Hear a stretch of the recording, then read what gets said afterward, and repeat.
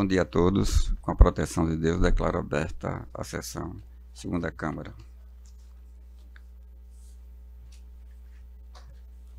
Temos aqui hoje a presença da procuradora Rosana Fagundes, que nos acompanhará na sessão de hoje, mas não vai continuar nas próximas sessões. Bem-vinda, doutora. E, se quiser, pode deixar o doutor ar livre para o próximo mês. Não tem problema, não. Começamos a sessão comunicando que a desembargadora Berenice informou a impossibilidade de comparecer. Então, os processos de sua relatoria não poderão ser julgados, com sustentação oral, não poderão ser julgados hoje, exceto se o advogado dispensar a sustentação oral, e aí ficaria de forma virtual. E ainda comunico que o processo número 3 é o agravo de instrumento 080 84 19 14 M Construções de Serviços Limitada e Dias e Castro Construtora Limitada ME, de relatoria desembargador Vigílio, não está em mesa.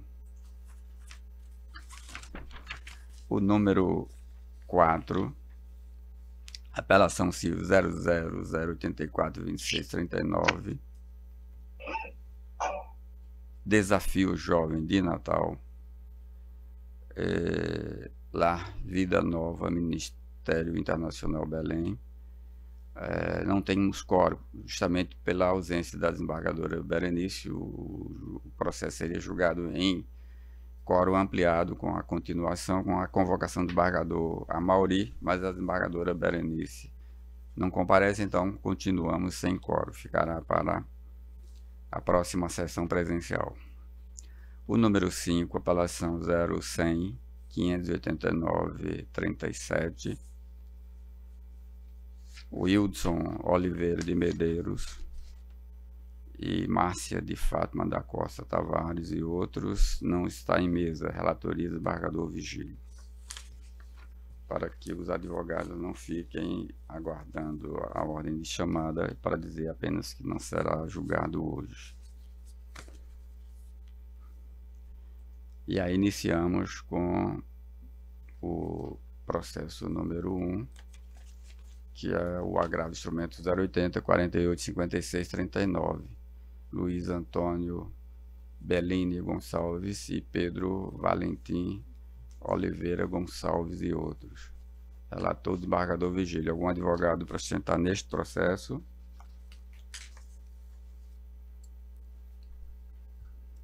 Nenhum advogado presente ou por videoconferência, processo julgado virtualmente. O número 2, agravo de instrumentos 080 84 01 20, Unimed Natal e Cauê Dantas da Silva. Bom dia, a doutora está presente, fará a sustentação pela Unimed.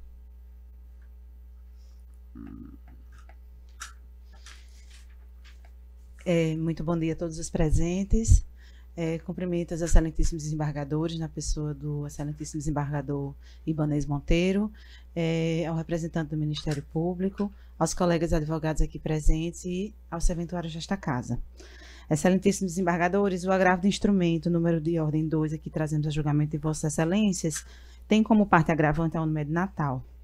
Nele estamos discutindo uma decisão proferida em sede de primeiro grau, em que o beneficiário da Unimed Natal, parte agravada, foi diagnosticado com a patologia de distrofia muscular de Duchenne, né? E, em razão do seu diagnóstico, o beneficiário alegou necessidade de tratamento na modalidade de home care 24 horas por dia, devido à sua limitação motora e comprometimento respiratório, que a própria doença desencadeia, além de cuidados especiais, como alimentação especial, fraldas geriátricas e profissional odontólogo, além de serviço home care. Conforme falei a Vossas Excelências, um dos requerimentos do beneficiário, nos autos de ação originária, é o fornecimento de uma dieta especial à base de Sinforte fibra 7 gramas por dia. E, inclusive, esse pedido foi indeferido, né, em sede de liminar por 2 vezes, porque após a juntada de uma prescrição médica, a parte realizou um pedido de reconsideração e nesse pedido também foi indeferido. Excelências, conforme acabei de relatar, após a análise inicial do pedido de liminar e que foi indeferido, a parte juntou, então, laudo médico e prescrição exata do que estava sendo requerido, e o pedido foi analisado dentro do que foi pedido, foi indeferido alguns pedidos e outros deferidos. A Unimed Natal está se insurgindo aqui na decisão que determina que a Unimed forneça os insumos necessários para a rotina diária de cuidados, como fornecimento de fraldas geriátricas, insumos diversos e ainda a manutenção do beneficiário no sistema de home care. Além disso, foi imposta uma obrigação de fazer para que a Unimed Natal fosse obrigada a autorizar a mudança de titularidade do plano de saúde, que antes era o titular beneficiário era Eric Dantas da Silva e foi requerido para que a titularidade fosse mudada para Cauê Dantas da Silva, com todos os benefícios do referido plano e fossem mantidas também a carência e a vigência. O requerimento da parte é em razão de que o antes titular faleceu, era irmão da parte agravada, faleceu e ela requeriu em sede liminar essa mudança de titularidade. O primeiro aspecto que eu gostaria de tratar aqui na minha sustentação oral é quanto a essa mudança de titularidade. O plano que está sendo debatido nos autos de ação originária e que foi deferida a mudança de titularidade é um plano coletivo por adesão, certo? Em que é necessário condições de elegibilidade para que a parte possa, então, ser considerada titular do plano. No caso, o senhor Eric Dantas da Silva, já falecido, ele tinha essa condição de elegibilidade. Essas condições de elegibilidade são previstas na RN 557 de 2022. E como vossas excelências bem sabem, o artigo 15 da RN determina que o beneficiário, enquanto parte, precisa estar vinculado a associações, sindicatos ou organizações para que, então, ele possa integrar esse pacto contratual. No caso presente, demonstramos nos autos que falta ao beneficiário Cauê Dantas a ausência de elegibilidade, falta ao beneficiário a elegibilidade, o requisito da elegibilidade, razão pela qual é impossível que a Unimed Natal proceda com essa mudança de titularidade, pela ausência desse requisito legal, inclusive. Também o pedido de troca de titularidade, a respeito do pedido de troca de titularidade, gostaria de ressaltar aos senhores desembargadores que o parágrafo único da RN 515 de 2022, da ANS, e o artigo 24 da RN 489 de 2022, torna impossível o requerimento que foi feito em sede de liminar, fazendo, portanto, necessária a reforma da decisão proferida pelo juízo de primeiro grau.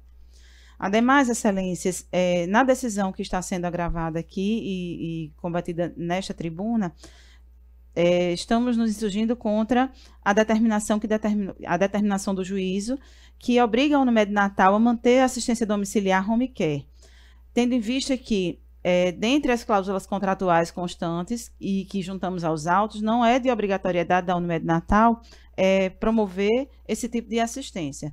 Na realidade, se vossas excelências observarem, existem critérios que são dispostos na RDC número 11 de 2006 da Agência Nacional de Vigilância Sanitária, a Anvisa, que dispõe sobre o regulamento técnico de funcionamento de serviços que prestam assistência domiciliar. E essas disposições elas são utilizadas como base para qualificar se um paciente é elegível para o serviço de atenção domiciliar ou não. E, além disso, dentro dessa RDC, mencionada aqui nesta tribuna, vemos que existe a necessidade da aplicação de critérios de uma tabela de avaliação de complexidade assistencial da ABMID, Associação Brasileira de Empresas de Medicina Domiciliar. Então, como estou dizendo aos senhores, falta previsão contratual para o pedido que foi deferido em primeiro grau, além de aspectos técnicos que estão previstos dentro da regulamentação da Anvisa e critérios estabelecidos dentro dessa tabela que está previsto dentro dessa RDC 11 de 2016. Excelências, demonstramos nos autos, por meio de farta documentação, que a reforma da decisão agravada é a medida que se impõe, razão pela qual o Unimed Natal pugna pelo deferimento do agravo do instrumento interposto e a reforma da decisão de primeiro grau. Obrigada. O voto do relator pelo desprovimento do recurso. Os demais julgadores da turma concordam, o recurso desprovido à unanimidade. O número 6, apelação 0800-431-91, Maria da Penha da Silva, Itaú Unibanco Holding S.A., desembargador Vigília, o relator. Algum advogado para ostentar neste processo? Nenhum advogado respondeu. Processo julgado. Número 7, apelação 080-1603-17, Aleixato Combustíveis, de coordenador da Coordenadoria de Arrecadação, Controle e Estatística, Secretaria de Estado de Tributação. Relator, desembargador Vigília. Algum advogado para ostentar neste processo? Sim, Excelência. Estou presente. Tiago Miller. Fala pela parte... Pela parte apelada, Aleixato Combustíveis. Tem até 15 minutos. Excelência, obrigado. Primeiramente, queria agradecer a oportunidade de expor, cumprimentar a todos, o Santíssimo Senhor Presidente, Santíssimo Relator, os demais integrantes desta Corte, todos que estão presentes. Bem, essa questão, a questão posta aqui no julgamento desta apelação, acredito eu que seja algo novo na forma de analisar o mérito, né? Ao princípio, pela pesquisa jurisprudencial feita pelo site do tribunal, houve algumas questões que foram tratadas de forma reflexa, mas não especificamente tratando em si do ponto que será discutido aqui nesse julgamento. Então, em suma, o que a gente discute aqui seria justamente a questão da cobrança do adicional de 2% de ICMS sobre as operações com gasolina que seriam destinadas ao Fundo Estadual de Combate à Pobreza. Certo? O primeiro ponto aí que queria salientar é que não estamos aqui discutindo a inconstitucionalidade, legalidade do fundo em si, certo? Mas exclusivamente a possibilidade de acréscimo de um dos recursos, das fontes de recursos desse fundo de pobreza, especificamente sobre operações com gasolina. E aí, por quê?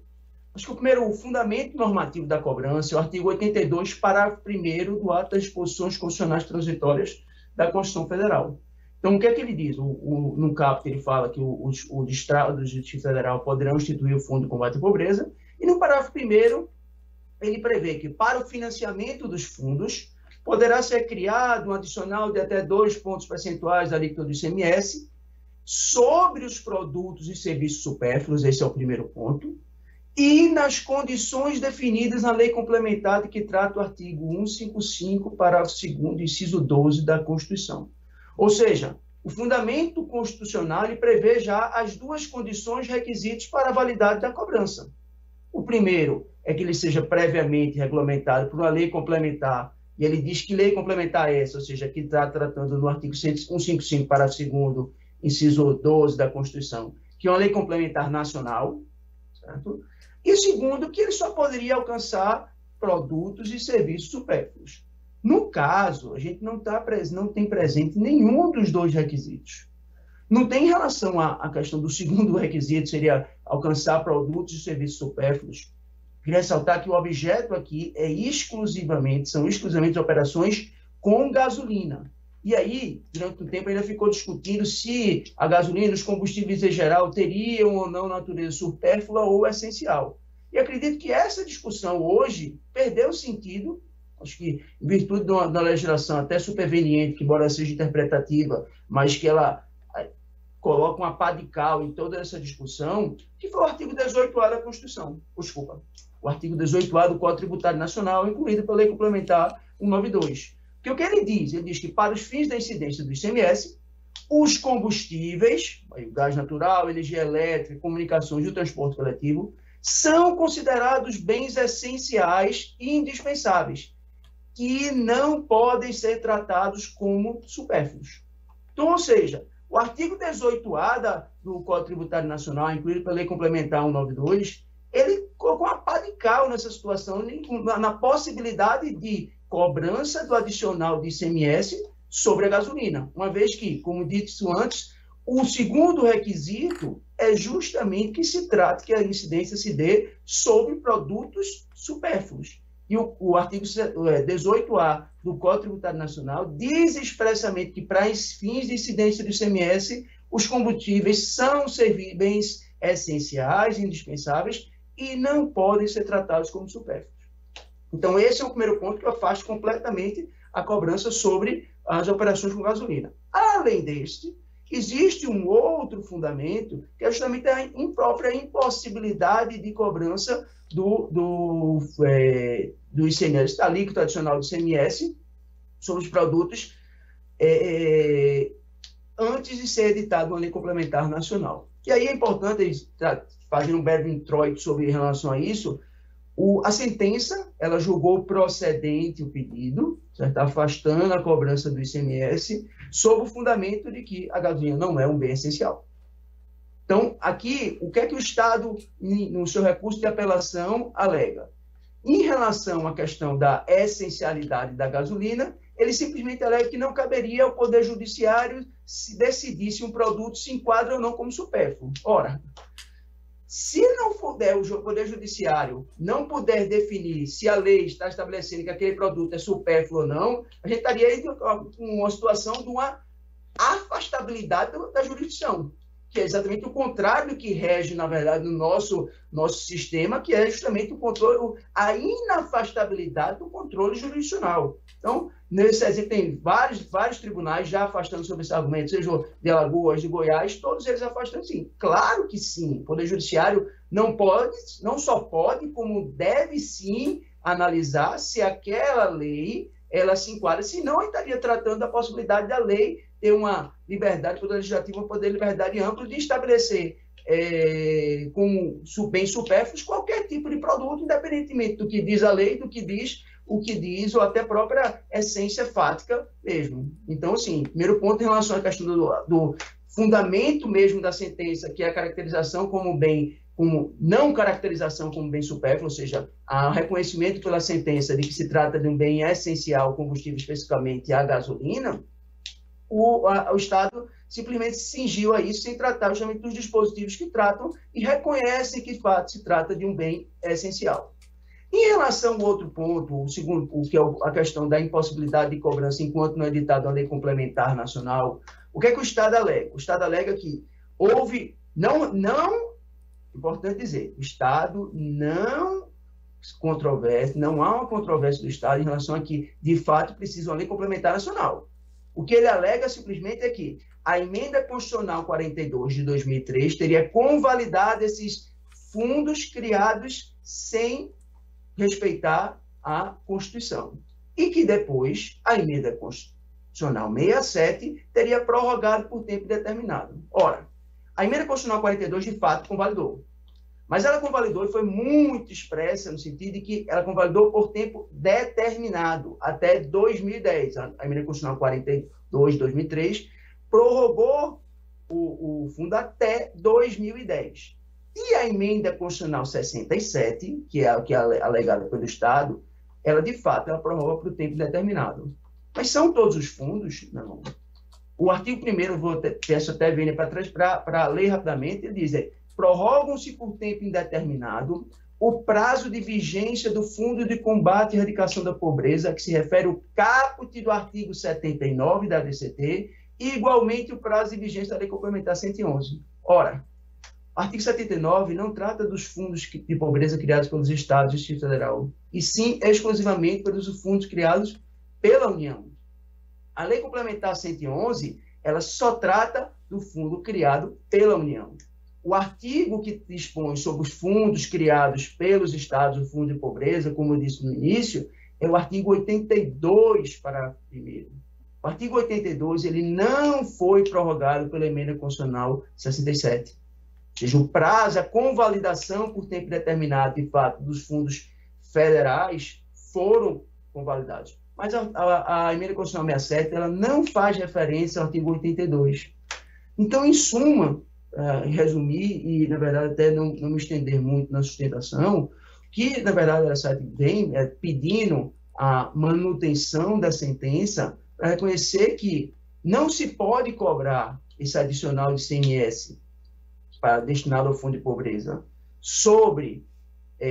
antes de ser editada uma lei complementar nacional, rechaçando-se expressamente a convalidação defendida pelo Estado, seja pela emenda constitucional 42 após 2010, seja pela emenda constitucional 67, e ainda que superado esse argumento, entendido que, data máxima, que eles teriam sido convalidados, que especificamente em relação às operações com gasolina, que é o objeto dessa discussão aqui neste processo, indiscutivelmente estamos diante de um produto essencial. A gente poderia aqui até dispor muito tempo sobre a questão de o que a gasolina, o papel representativo da gasolina na economia, o que aconteceu quando teve a greve dos caminhoneiros, que, na verdade, sem gasolina, todo o caos causado nos postos, mas sem precisar entrar em aspectos fáticos que poderiam discutir uma questão subjetiva de um ou outro julgador, estamos diante de um dispositivo, a partir do Lei Complementar de 2022, 192/2022, que disse expressamente que, para fins de ICMS, os combustíveis eles são bens essenciais e que não podem ser tratados como supérfluos. Então, ainda que superado todos os outros fundamentos, há de ser aplicado ao caso o artigo 18A do Código Tributário Nacional, que diz expressamente que os combustíveis não são bens supérfluos. Logo, não sendo bem supérfluo, necessariamente não se poderia se incidir o ICMS ou a alíquota adicional do ICMS destinado ao Fundo de Pobreza sobre essas operações, uma vez que, só para ler mais uma vez por último e encerrar minha sustentação, que o que é que diz o dispositivo constitucional? Para o financiamento dos fundos estaduais e distrital, poderá ser criado adicional de 2% de ICMS sobre os produtos e serviços supérfluos. Se o Código Tributário Nacional diz que, para fins de ICMS, que é exatamente isso que estamos discutindo, os combustíveis não podem ser considerados como bem supérfluo, jamais poderia incidir sobre a gasolina. Então, agradeço novamente a oportunidade e reitero todos os termos das contrarrazões, pedindo, então, que seja negado provimento a apelação do Estado do Rio Grande do Norte, mantendo-se a sentença em todos os seus termos. Muito obrigado. O voto do relator é pelo desprovimento do apelo, mas eu divido porque há uma discussão semântica aqui bem interessante. O argumento de que a gasolina é um bem considerado essencial, e veja que nós estamos falando, primeiro, o que é considerado essencial, o produto ou o serviço? A lei fala do fornecimento de combustível, é um serviço essencial. Então, nós estamos tratando de duas modalidades diferentes, o produto e o serviço. Segundo ponto, essa contribuição que incidiu aqui é sobre a gasolina tipo 50. Então, só ela seria a essencial.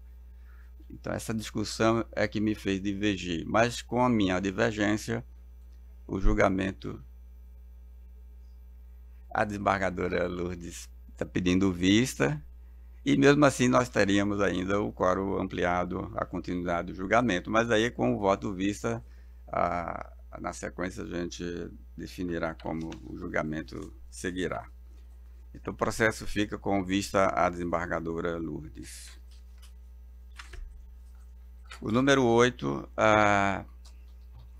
é a apelação 080-3613-73.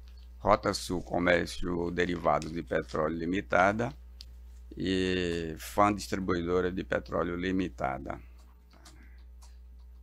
Bom dia, doutor. Vossa Excelência fala por qual das partes?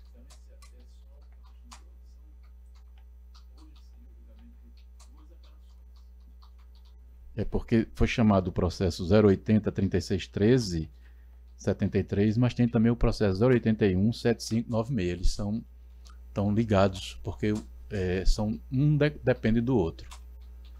Deixa eu localizá-lo aqui, só um minutinho. Pela pauta aqui só tem um processo, salvo engano, pelo que foi informado pelo Meirinho. É? O outro, e também de relatoria do desembargador Vigílio. Esse processo estava pautado inicialmente e nós fizemos um pedido de sustentação alertando para que observasse que são 2 processos em conjunto. Nessa apelação que Vossa Excelência chamou, trata tão somente da apelação da Rota Sul que visa a modificação da base de cálculo para fixação de honorários. E a nossa apelação discute a questão da rescisão contratual, a motivação da rescisão contratual. E os processos estão... Esse outro processo é o 081-75-96. Exato. Desembargador Vigílio, está ouvindo? Estou sim. Eu estou vendo os números dos 2 processos, desembargador, do seu voto. O Vossa Excelência está julgando em conjunto os 2? Sim. Então o julgamento está conjunto, doutor. Tá bom. Então, Excelência, feito a observação, eu queria, antes de mais nada, agradecer pela palavra, saudar o desembargador Ibanez Monteiro pela presidência, o desembargador Vigílio pela relatoria, a desembargadora Luz Azevedo, o Ministério Público, na pessoa da doutora Rossana, os colegas advogados aqui presentes, e tentar ser bastante objetivo e breve quanto à questão. Nós temos, em princípio, Excelência, eu peço a permissão... Vossa Excelência fala pela parte apelante, então. Excelência, é essa situação. São 2 apelantes no processo. Tá. Né? Eu falo pela FAM. Vamos estabelecer esse parâmetro, que facilita a condução entendi, porque no outro é invertido. Exatamente. Tá. Então pode continuar. Porque aí facilita a indicação da minha sustentação. Mas, efetivamente, Excelência, o que nos traz aqui é uma interpretação dada em 2º grau pelo magistrado no tocante à questão relacionada que motiva a rescisão contratual. A sentença de 1º grau, ao analisar a petição inicial da Rota Sul, entendeu que houve motivação para a rescisão contratual, ou seja, houve uma justa causa da FAM que motivou a rescisão contratual e por isso a sentença foi julgada procedente. Existiam alguns argumentos levantados pela inicial para motivar a ação e dentre esses argumentos, um foi acolhido pelo juiz de 1º grau. Que argumento foi esse? De que o grupo FAM teria dado motivos para a rescisão e por isso a ação foi julgada procedente. Que motivo foi esse? A quebra de contrato. Especificamente o que? Alega a apelante Rota Sul de que a empresa feriu uma cláusula contratual quando, segundo a versão dele, ali havia uma previsão de que a entrega deveria ter sido feita em um determinado estabelecimento. Essa é a versão exposta pela Rota Sul. Versão essa que foi acolhida pelo juiz de 1º grau. Mas o que é que vai de encontro a essa tese e o argumento lançado na sentença? Ora, primeiro que não há expressamente nenhuma cláusula nesse sentido. Mas mesmo se houvesse essa cláusula, há um fato determinante que põe por terra o argumento da sentença. Qual seja? O transporte do combustível ao seu destinatário. Qual é o objeto do contrato? O fornecimento de combustível pelo grupo FAM ao grupo Rota Sul. Mas, segundo a alegação da Rota Sul, o grupo FAM deveria entregar este combustível em um determinado ponto, no ponto C. Mas esqueceu de observar, em suas razões, e o magistrado da Tavena de 1º grau não observou, de que este transporte do combustível era feito pelo próprio grupo Rota Sul. Razão pela qual ele interpõe... Deixa eu lhe facilitar. O Pois não, voto do relator, eu li aqui para entender. Sim. O voto do relator está desprovendo o recurso da Rota Sul e provendo o recurso da FAM, distribuidora de petróleo. Se a decisão for unânime, eu posso abrir mão da sustentação. Eu estou adiantando porque senão Não. não caberia a sustentação. Tá certo. Suspender a sustentação, ok? Então ele está desprovendo porque veja, ele faz a conclusão, a análise primeiro do recurso da Rota Sul e desprovê. E agora eu fui ver o segundo, ele está provendo o recurso da FAM, distribuidora de petróleo. Ok. Satisfeito. Desprovido o recurso no caso da majoração da base de cálculo e provido o nosso no tocante à justa causa. Não reconhecimento da justa causa. O da Rota Sul, mas proveu da FAM. Está aqui no voto dele. Da FAM, né? Ok. É unânime, né, Excelência? É unânime, sim. Então, obrigado pela atenção, Excelência. Ok, julgado. Prazer vê-lo, Simão. Prazer vê-lo, doutora Rosana. Número 9, apelação 081 64 91 59, José Mendes de Souza, Banco Itaú BMG Consignado S.A. Algum advogado para sustentar neste processo?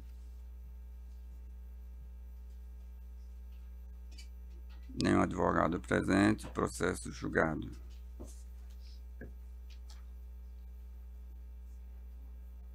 O número 11, agravo 080 89 06 11, Célia Cristina Cabral de Almeida e Unimed Natal. Relator, sou eu o relator, algum advogado para sustentar neste processo? Bom dia, senhor presidente. Senhor presidente, pela ordem, Diga, desembargador. é que eu estou suspeito desse processo. Não tem quórum. Suspeição do desembargador Vigílio. Perfeito. Senhor presidente, pela ordem, eu estava para dispensar essa sustentação oral. Neste processo? Não, eu troquei o Isso. número aqui, desculpa. É o 12. É número de ordem 12, isso. Mas aí não será julgado porque não tem quórum. Vai para a sessão seguinte. Tá bem, obrigada, senhor presidente. Bom dia. Não, o 11 é dele. Eu disse o número do 12. Falei 11, troquei o número. Então, o número 11 é o 083 86 75 67, Unibanco, Itaú Unibanco e Pedro de Macedo Caldas. Eu havia Itaú. Tem um advogado para sustentar neste processo? Sim, excelência, pelo Banco Itaú apelante. Tem até 15 minutos, doutor. Tá ok, excelência. Primeiramente, um bom dia a todos, é sempre um prazer estar aqui presente. Serei muito breve e objetivo, uma vez que é uma matéria, apesar de complexa, muito recalcitrante em todas as câmaras de todos os estados, porque estamos falando de golpe. E nesse caso, o golpe impetrado pelo fraudador foi o golpe do WhatsApp, onde a parte autora induzida a transferir, fazer uma transferência, a fez, achando que estava fazendo em nome do seu filho. No que o banco traz, desde a fase de conhecimento, em muitos julgados, alcança esse objetivo, é sua ausência de responsabilidade em todo o trâmite, desde a ligação até a transferência feita para uma agência, uma conta mantida junto à agência do Banco do Brasil.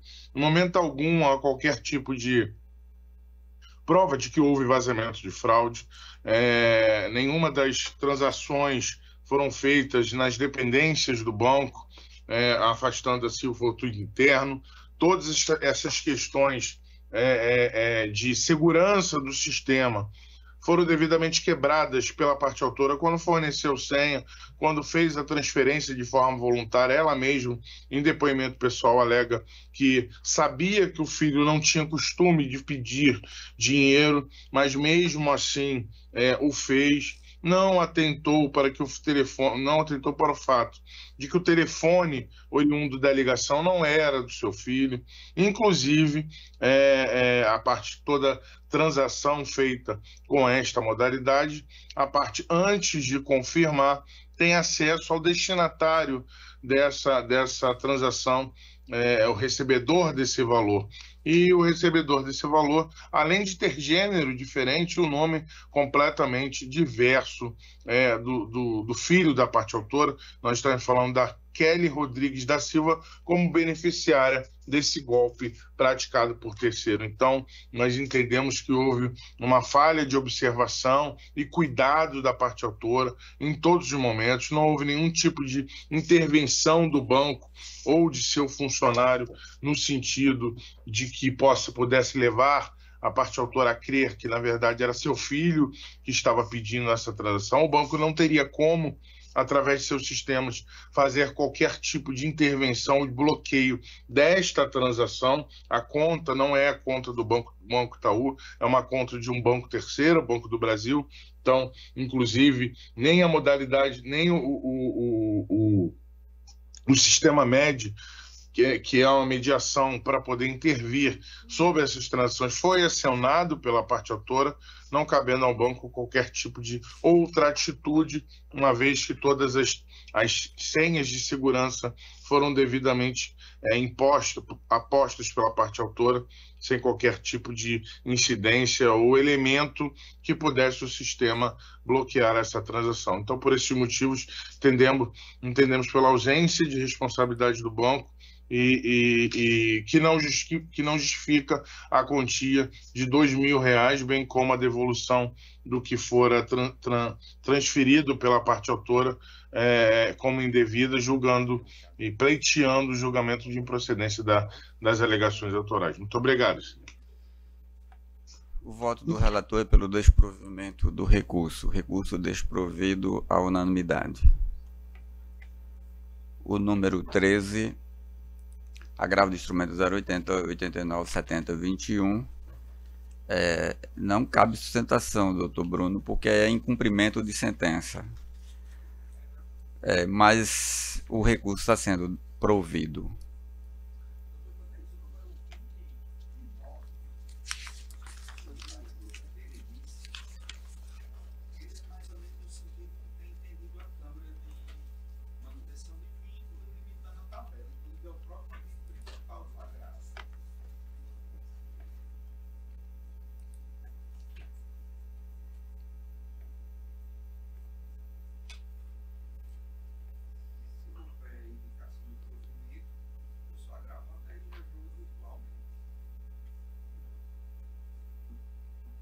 É assim que estaria o voto está o voto da relatora.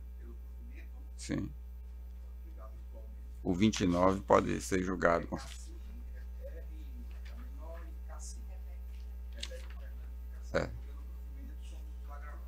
Tá. 29 julgado. 14. Próximo é o 14, é o agravo de instrumento 080, 95, 59 13. Rita Micaele Medeiros Costa e outros de Apvida Ciência Médica. Sou o relator. Algum advogado que está neste processo? Sim, Osvaldo Ibanez. Renato Maresco falando, o Rita Micaele. Meu voto é pelo provimento do recurso. De acordo, doutor? Então, dispensar a sustentação, excelência. Muito obrigado. Recurso provido à unanimidade.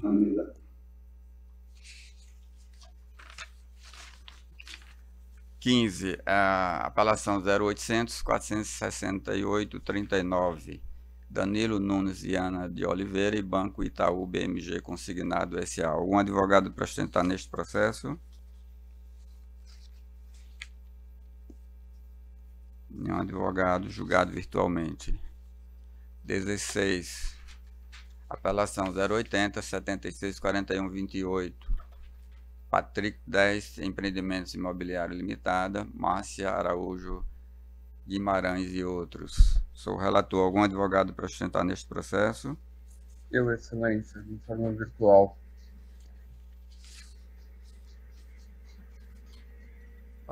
Albert Thiago Basso. Tem até 15 minutos, doutor. Inicialmente, cumprimento essa douta Câmara, a pessoa do relator, doutor Ibanez. Também cumprimento aos colegas, ao membro do Ministério Público do Estado do Rio Grande do Norte. E aqui tentarei ser o mais breve possível, haja vista a extensa pauta dessa douta Câmara. A situação me parece igualmente simples, com o pedido da reforma pelo erro, injudicando, praticado pelo magistrado MM, pelo excelentíssimo magistrado Acó, com a devida vênia, porque existem dois pontos aqui que a gente precisa analisar. O primeiro ponto é que o consumidor, o casal consumidor, depois de 3 anos, pede a rescisão do contrato com um atraso de obra. E aqui eu não vou me furtar, e reconheço que houve um atraso de obra de apenas 6 meses, e durante esses 2 anos e meio, posterior ao atraso de obras, tenta-se receber o valor remanescente do contrato. E não recebe. Não existe aí uma possibilidade, não existe aí uma congruência para que haja o pagamento da unidade na sua integridade. E vejam, todo ponto que se dá, que me parece que, no mínimo, a gente está falando de uma culpa recíproca na extinção do contrato. Afinal de contas, veja, o primeiro ponto primordial é o fato de que esta parte consumidora, a hora pelada, não motivou o pagamento do valor subsequente da unidade, seja de forma parcelada, seja pelo pagamento à vista do saldo remanescente, seja o próprio cumprimento do contrato. E a gente está falando de um lapso temporal muito curto de atraso de obra para justificar, com a devida vênia novamente, uma extinção do contrato dessa natureza. A gente está falando de um imóvel na planta, que implica na sua construção pormenores que, infelizmente, fogem do escopo da construtora. O segundo ponto que eu trago aqui à baia é o fato de que,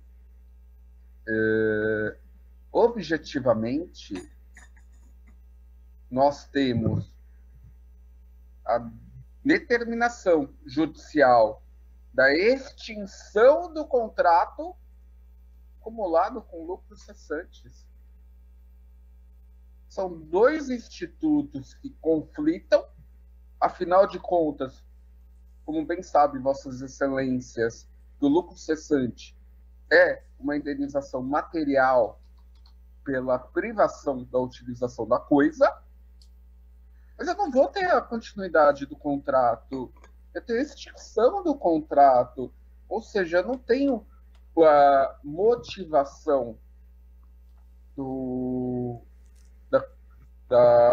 perseguimento deste contrato. Então, me parece que aqui se aplicaria, ainda de uma forma bem análoga, a teoria bis idem. Afinal de contas, eu estou punindo 2 vezes a construtora pelo mesmo fato, por um único fato, rescindo o contrato e, consequentemente, deixo de pagar o saldo remanescente com a respectiva devolução dos valores. Em consequência, ainda aplico lucros cessantes, sendo que está caracterizado nos autos, na devida vênia, que não há intenção de continuar o contrato.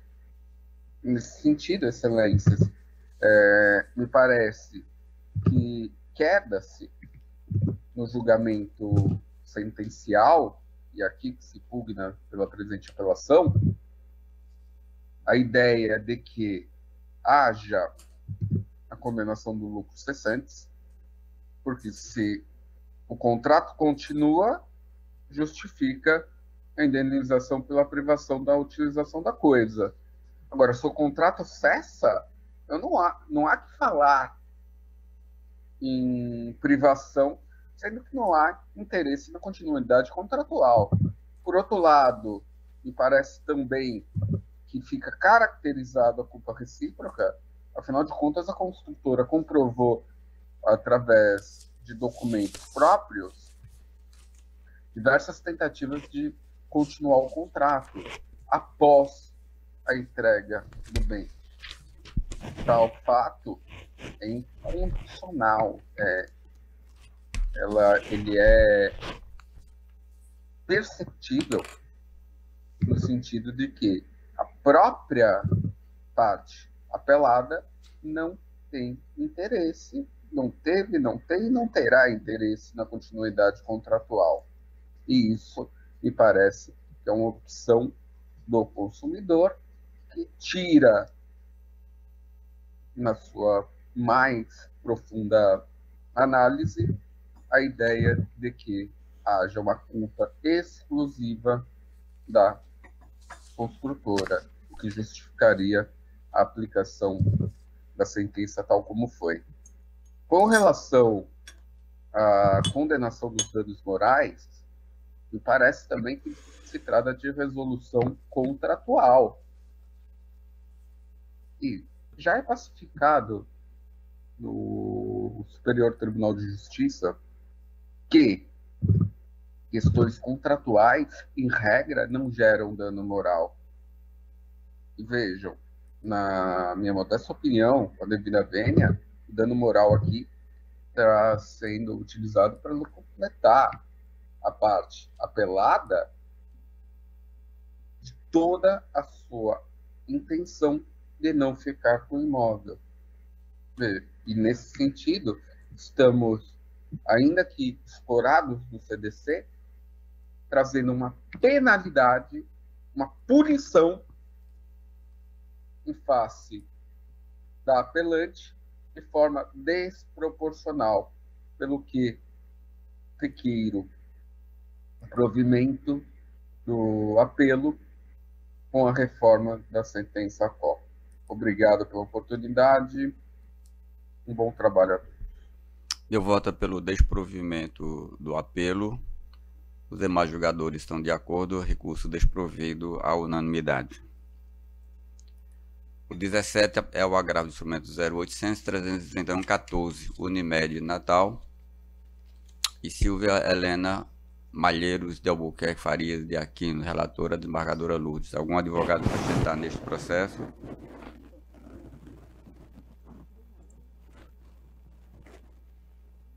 Nenhum advogado processo. Senhor presidente, eu estou me adequando à divergência apresentada.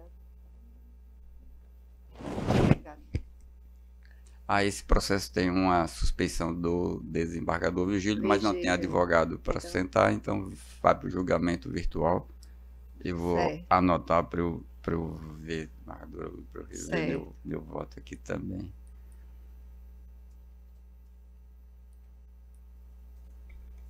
Tá, então houve aquela alteração. Isso aqui é naquela cirurgia que tem o trabalho do dentista, tá? Então já vou corrigir aqui meu voto.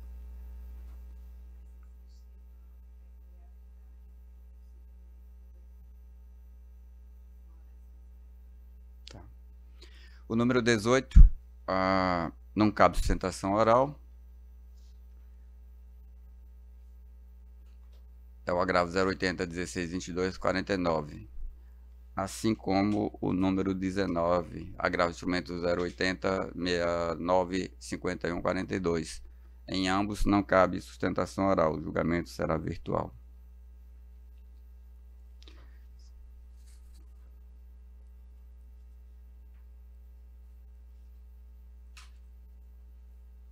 O número 20, agravo de instrumento 081 39 85 05. Lucas Felipe Almeida Ribeiro, diretor-geral do Instituto Brasileiro de Formação e Capacitação, IBFC. Relatora desembargadora Lourdes, algum advogado para sustentar neste processo?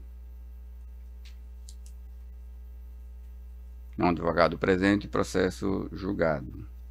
Número 21, apelação 080-5997-38, Raimunda Severina de Oliveira Bezerra, Estado do Rio Grande do Norte. Relatora desembargadora Lourdes, algum advogado para sustentar neste processo? Virtualmente, Excelência. Fala pela senhora Raimunda. Falo pela apelada, Excelência. Preliminarmente, eu gostaria de saber se o apelo do Estado está sendo conhecido, pois minhas razões de sustentação são basicamente em cima do não conhecimento do apelo estatal. Vou verificar um instante. Perfeito, Excelência. Muito obrigado.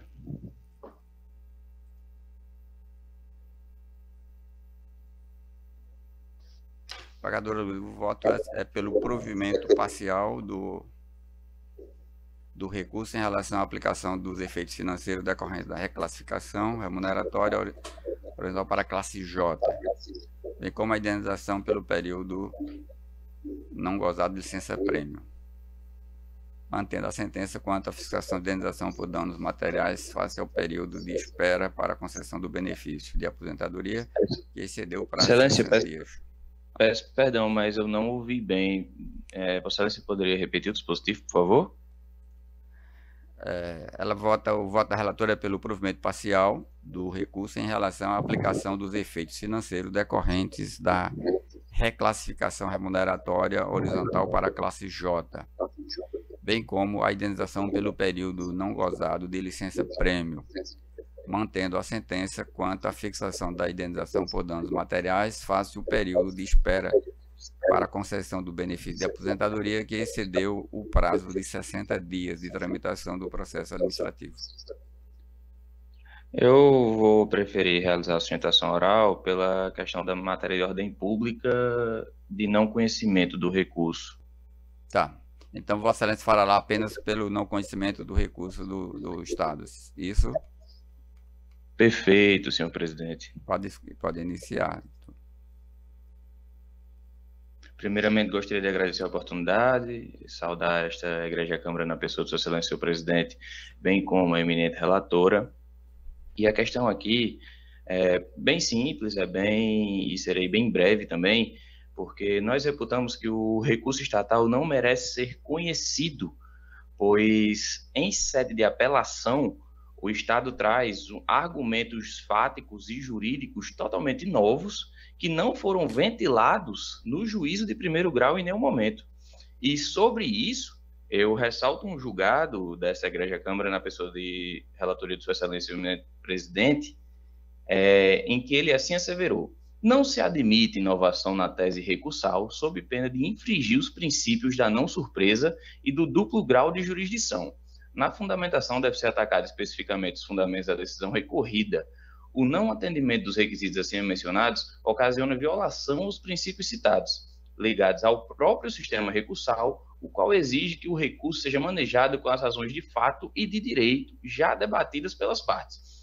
Daqui, desses argumentos, Sua Excelência, senhor presidente, desembargador Ibanez, nós já vemos que tem outra matéria de ordem pública que pode ser suscitada, inclusive, de ofício por qualquer um dos nobres julgadores, que é o princípio da dialeticidade. No momento que o Estado traz um recurso de apelação sem que seja em relação a uma tese que foi ventilada em primeiro grau, nós temos que ele não está atacando a decisão de primeiro grau, pois se a decisão de primeiro grau em nada analisou a nova tese recursal do Estado, o recurso não tem como se comunicar com a decisão recorrida e, por isso, fere o princípio da dialeticidade recursal. E, na verdade, o caso é pelo não conhecimento do recurso de apelação. Sobre isso, a precedência dessa Câmara, esse que eu citei, de 6 dias atrás, de relatoria do desembargador Ibanez, 18 de outubro. Em 12 de junho, Sua Excelência, o desembargador Vigílio, suscitou de ofício o não conhecimento de um recurso, e a desembargadora Maria de Lourdes Em 26 de junho desse ano, asseverou que dispõe o artigo 342 do CPC que, após a apresentação da contestação, só é lícito ao réu deduzir novas alegações quando relativas a fato superveniente. Competir ao juiz conhecer delas de ofício e, por expressa autorização legal, poderem ser formuladas em qualquer tempo e grau de jurisdição. A razão para a referida limitação concerne ao exercício do contraditório, posto que a apresentada contestação confere-se ao autor a oportunidade de se manifestar sobre o seu teor, seguindo-se a produção de provas que terão por base justamente os pontos controvertidos. Portanto, excelência, com a devida vênia, nós entendemos que é situação do não conhecimento do recurso de apelação. E, caso contrário, que conste as razões pelo qual a tese não conhecimento está sendo rejeitada. Como requeremos, excelência. Só muito obrigado pela oportunidade. Desembargadora Lourdes. Eu conheço do recurso, excelência, e mantenho o voto. Então, rejeita esta... A preliminar de não conhecimento está em contrarrazões. Tá, então o voto já foi proclamado e agora, verbalmente, a relatora informa, e aí acho que precisaria, desembargadora, no acórdão, constar também que a preliminar seria rejeitada. Ok. O 22. Obrigado, excelência. Excelência, pela ordem. Eu queria só fazer um esclarecimento aqui. Passou muito rapidamente, eu ainda estava analisando o processo 19, né? Sim. Eu vi aqui que foi, inclusive, esse processo da relatoria da doutora Maria de Lourdes. E aqui ela se manifesta no sentido de que fossem os autos remetidos à Procuradoria de Justiça. E não foi, e há uma curatela, há um curatelado no processo, e não foi. Eu queria só deixar essa observação para que seja encaminhada a Procuradoria. Aí é com a desembargadora Lourdes, porque eu só não admiti a sustentação oral, não estaria naquela só hipótese. deixar só essa observação, porque o processo é o 19. Tem um curatelado e foi pedido para que os autos fossem remetidos. Sim, mas esse não está no julgamento virtual, não é isso? Ele iria, mas fica no julgamento virtual. Mas fica no virtual, não mais nessa sessão. Eu vou... Então, vamos retirar de mesa ou de pauta? Porque há um curatelado que não está sendo observado aqui, essa situação. Então seria mais interessante retirar de pauta, porque caso tenha que remeter ao Ministério Público, aí ele não estará em pauta. Somente para regularizar aí a questão processual. Ok, obrigada. Aqui. O 22, apelação 082, 0258, 42. Cleiton Dantas Patrício, Estado do Rio Grande do Norte. Relatora, desembargadora Lourdes. Algum advogado para sustentar neste processo? Sim, excelência. Virtualmente. Pela parte apelada. Exato. Cleiton Dantas. Cleiton é o apelante ou o apelado? Está sendo apelado, né? Foi o Estado. A apelação foi interposta por Cleiton Dantas. Então, Cleiton é o apelante, certo? É o apelante, desculpe. Tem até 15 minutos. Excelentíssimo senhor presidente, demais membros desta colenda Câmara Cível, senhora representante do Ministério Público, demais colegas presentes e aos demais presentes, bom dia. O ponto aqui é específico, bastante objetivo. Esse recurso já foi julgado uma vez por essa Câmara. O Estado recorreu especial, né, ao STJ, e lá o STJ determinou a devolução do processo, né, para este tribunal, para que houvesse a manifestação a respeito de um ponto específico, que seria a prescrição.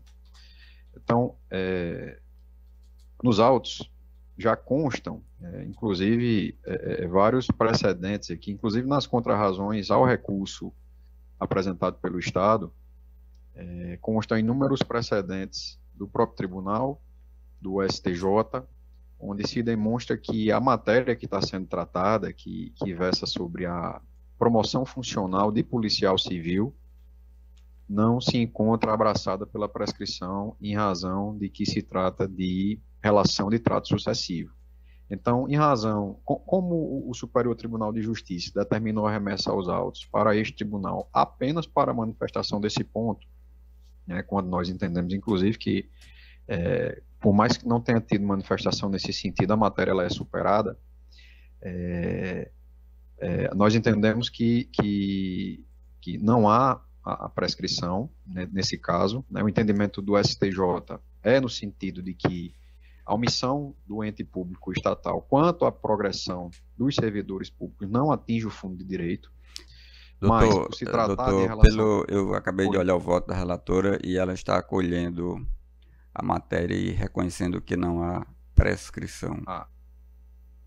Desembargador. Então eu comecei a ler o voto e fui entendendo. O STJ devolveu para análise da questão da prescrição. E o voto dela não, se está rejeitando, então... Rejeitando a pressão por se tratar de trato sucessivo, matéria de trato sucessivo. Pronto, a pretensão nossa é essa, a gente dispensa o restante aqui do tema. Ok, então está dando provimento ao recurso da parte autora para afastar a prescrição. Recurso, então, provido à unanimidade. Obrigado, excelência. Até mais.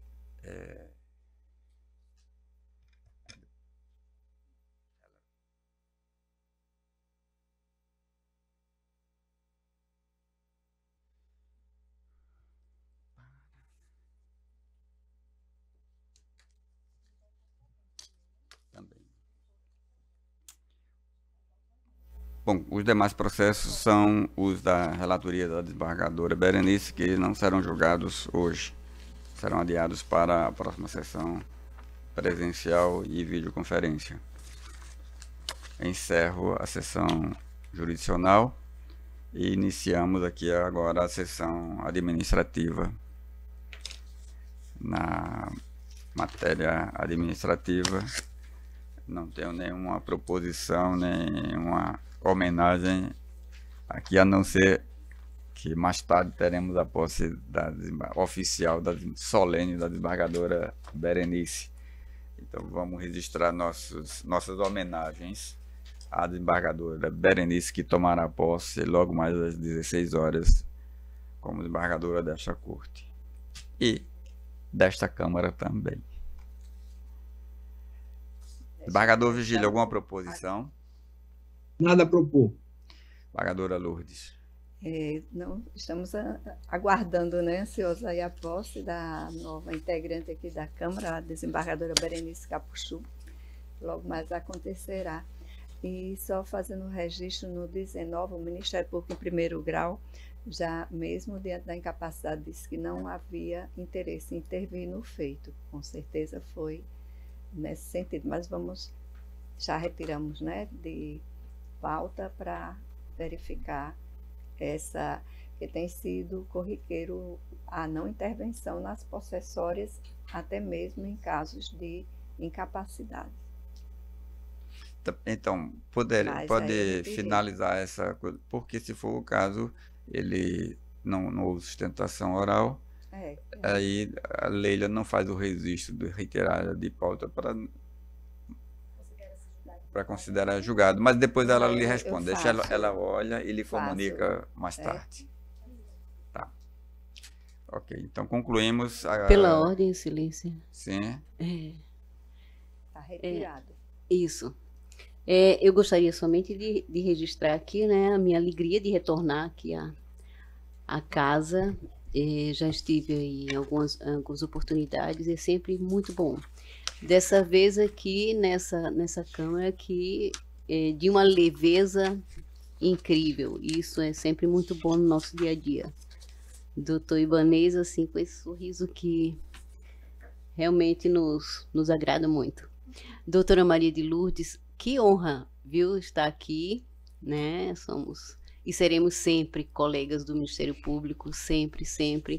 E eu não tive a oportunidade de estar em sua posse, mas eu estou muito feliz aí com a sua sua ascensão e o seu caminhar, né, nessa vida jurídica.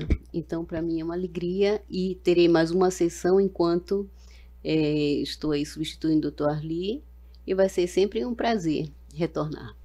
Obrigada. Eu agradeço, né? E digo que o prazer é todo meu também, como integrante do Ministério Público. Tenho muito orgulho de ter pertencido à instituição por 36 anos, e os amigos que fiz ao longo desses anos vão estar sempre no meu coração e vão me acompanhar para toda a vida, independente de onde eu esteja. E é um grande prazer, doutora Rosana. Obrigada. Ótimo. Meu sorriso é uma constante. Eu estou sempre sorrindo. Obrigado a todos. Tenhamos uma boa semana, um bom dia. Encerrada a sessão de hoje.